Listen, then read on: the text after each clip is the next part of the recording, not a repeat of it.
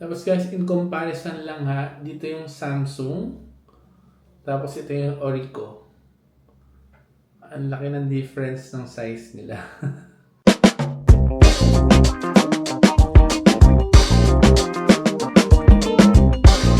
Hey guys, this is Doc Neo and welcome back to my YouTube channel. Today, special unboxing ulit dahil I think it's another tech.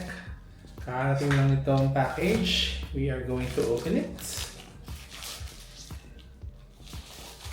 Tada! Yan guys, what's inside is the Orico na SSD 1TB, portable SSD M20 yung kanyang model. So, ang feedback sa akin ni Sir Azrael is okay din itong brand na Orico. And, ayun nga, di ba yung last unboxing natin is yung Samsung T7 yung unbox natin. It's something similar. It's a bit cheaper. As compared sa Samsung, syempre, obvious naman yun. Pero supposedly, mas maganda ang form factor nito kasi mas maliit. So, titingnan natin. And hopefully, matibay sila pareho. Ayun, kasi nga, this is an SSD card. Sorry guys, SSD or solid state drive. So, dapat, since wala siyang moving parts, hindi siya agad-agad, mas may tendency na masira. For example, napatak mo or nakalog sa bags mo, parang ganyan. Plus, may option din na gamitin to directly with, for example, your iPhone para makapag-record ng, kumbaga, yung higher quality videos directly from your iPhone. And also, may capacity ka rin to actually edit within the drive. Kasi nga, yung napanood ko yung isang unboxing ni Sir Azrael, sabi niya, hindi advisable kapag hindi solid state hard disk yung ginagamit mo, tapos doon ka mismo nag-i-edit. Konting galaw mo lang, ayun, pwede makurap yung mga files, etc. So, this is an unboxing video, so rin natin kung ano laman sila. So, what's inside?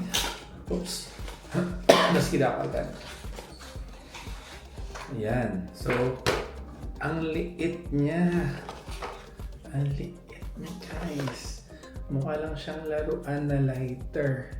So, meron siyang silver. Nandito yung silver parang metal.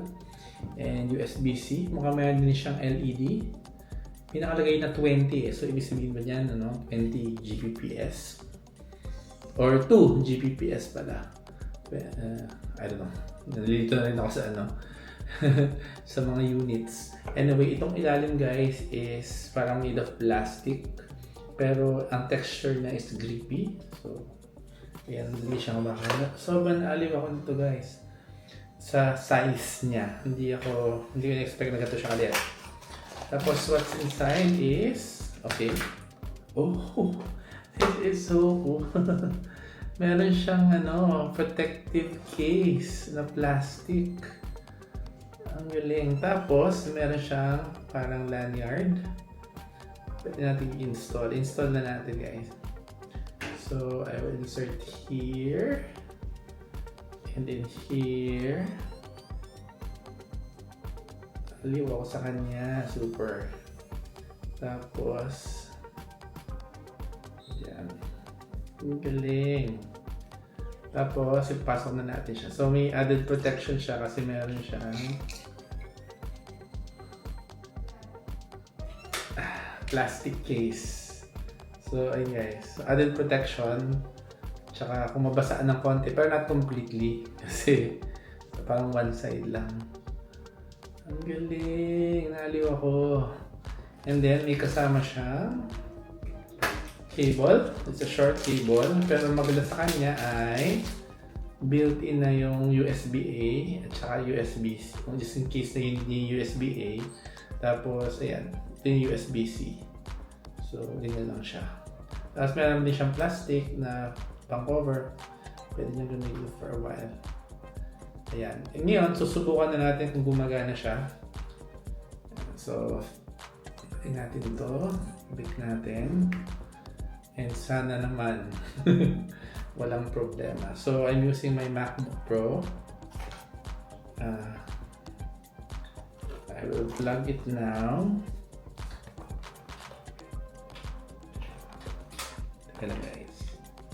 Yeah, plugging it now. So dapat, ayun, nakita ko yung light. And meron na that allow accessory to connect. So allow. Tignan natin. So yun, lumabas na siya guys. Orico 1.0 terabyte. 1.0 terabyte. Uy, refreshing to kasi usually, pag bumili ka ng isang disk drive, kasama yung 1 terabyte, usually less than yung usable. Pero ito, 1.02. Meron pang konting excess. So, which is very nice. It's empty. Ano kayong format to? Yun guys, added knowledge din lang. If you're going to format, tapos may bala kayong gamitin sa both Mac at saka PC, yung hard disk nyo. So, format it to exFAT. Parang ganyan. Okay? Pwede bang i-format ito na mabilis? Quick actions. Anyway, so guys, mukhang it's working perfectly naman. Check ko muna. So sabi ko nga, this is just an unboxing video. And this is the Orico M20 Portable SSD 1 terabyte. Very good. So guys, hope you can support my channel by subscribing, liking this video, and pwede rin kayo mag-comment kung meron kayong mga questions. Again, this is Doc Neo saying be informed, stay inspired, and I'll see you in my next video. Bye-bye!